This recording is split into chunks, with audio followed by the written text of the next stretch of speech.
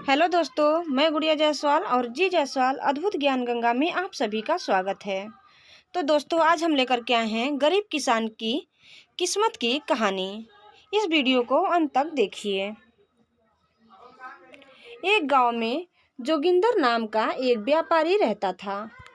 वह हमेशा पास पड़ोस के इलाकों में ऐसे बैल तथा पशुओं को खरीदकर घर लाता था और उसे अच्छी तरह से खाना पीना खिलाकर और बैल को अच्छी सेहत बनाकर उसे दूसरी मार्केट में भेज दिया करता था।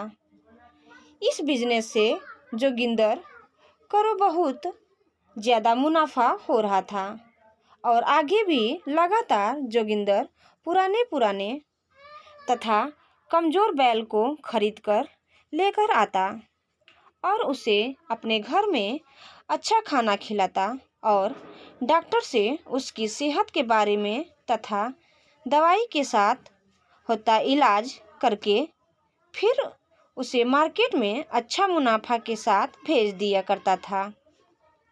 एक बार की बात है, जब अंदर अपने गांव के अंदर एक व्यक्ति के घर जाता है और उनके घर में रखे एक बैल को देखता है। बैल काफ़ी कमज़ोर और दुबला पतला था क्योंकि उनका मालिक बहुत बुरा हो चुका था और वह अब बैल को चारा नहीं खिला सकता था। इसी कारण से उनका सही चारा नहीं मिलने के कारण सेहत खराब हो चुका था कि जोगिंदर उस आदमी के घर जाता है। वह कहता है कि आपका बैल तो और दिन प्रतिदिन ज़्यादा दुबला पतला होता जा रहा है। अगर आप चाहो तो फिर से मेरे पास भेज सकते हो।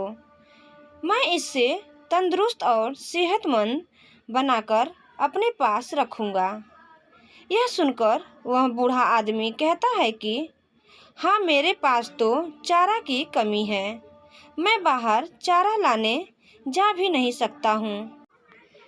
यही कारण से मेरे बैल की सेहत खराब होती जा रही है। अच्छा होगा कि तुम उसे खरीद लो और इससे अच्छा ही रखना। तभी बैल का मालिक कहता है कि तुम इसके बदले मुझे कितना पैसा दीजिएगा।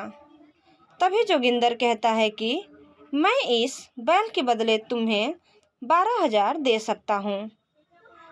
तभी बैल का मालिक कहता है कि मैं तो अपनी बैल की कीमत 15,000 लगाऊंगा। अगर तुम्हें लगता है कि यह सही कीमत है तो तुम उसे ले सकते हो। जोगिंदर उस बैल के लिए 15,000 दे देता है और वह बैल को अपने घर ले जाकर उसकी इलाज करवाता है और अच्छा खाना देता है। कुछ ही दिनों के बाद बैल की सेहत तंदुरुस्त हो जाती है और बैल काफ़ी मोटा तगड़ा देखने में लगता है।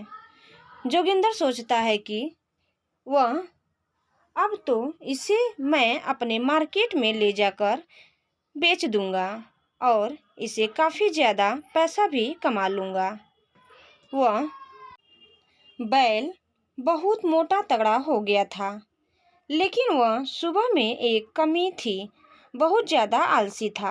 खेत में हल चलाने के लायक नहीं था क्योंकि उसका एक कदम भी आगे नहीं बढ़ पाता था।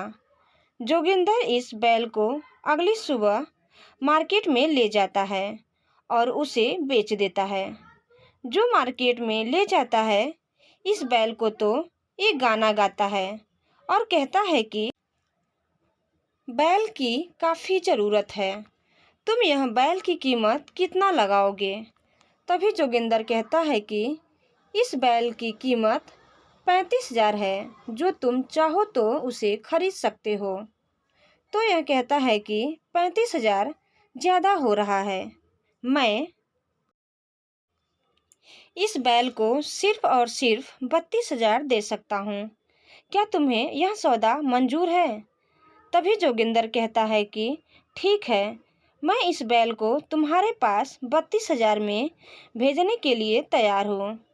जब वह आदमी इस बैल को अपने घर ले जाता है और उसे अपने खेत में हल जोतने की कोशिश करता है तो बैल एक कदम भी नहीं चल पाता है, क्योंकि किसान को लगा था कि बहुत सेहतमंद है और उनका बैल बहुत मोटा तगड़ा है। वह खेत में हल जोतने के लिए पर्याप्त होगा, लेकिन घर ले जाकर हालात उसके विपरीत पाया, क्योंकि बैल इतना आलसी था कि वह हल जोतने के लिए राजी ही नहीं होता था। वह एक कदम भी चलने से इनकार कर देता था। सीधे सीधे तौर पर यह सब देखकर किसान को बहुत निराशा हुआ और वह बैल को लेकर वही मार्केट में आया और जोगिंदर से कहता है कि तुम अपने बैल को अपने पास रखो, मैं तुम्हारा बैल किसी भी लायक नहीं है, यह एक कदम भी नहीं चलता है, तो मैं अपना खेत कैसे जोत लूँगा इस बैल से। किसान जोगिंदर को बैल वापस कर देता है और उसके बदले में अपनी पूरी रकम वापस ले जाता है। वह किसी दूसरे मार्केट में जाकर एक अच्छा सा बैल खरीदता है और वह अपने कार्य के लिए उपयोग करता है।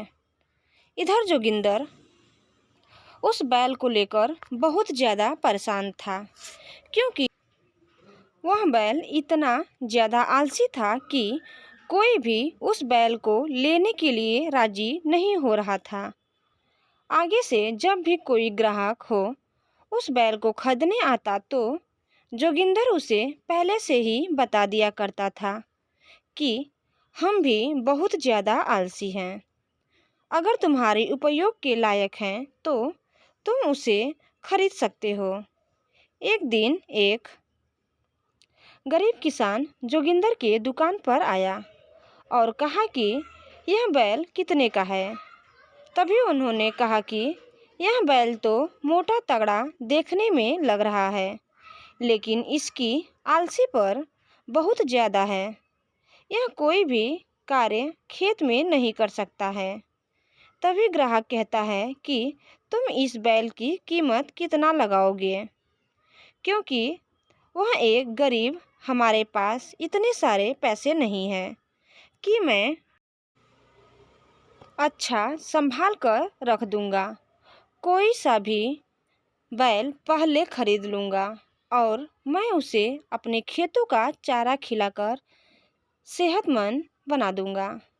जोगिंदर इस बैल की कमी ग्राहक को बताता है, फिर भी ग्राहक लेने पर राजी हो जाता है।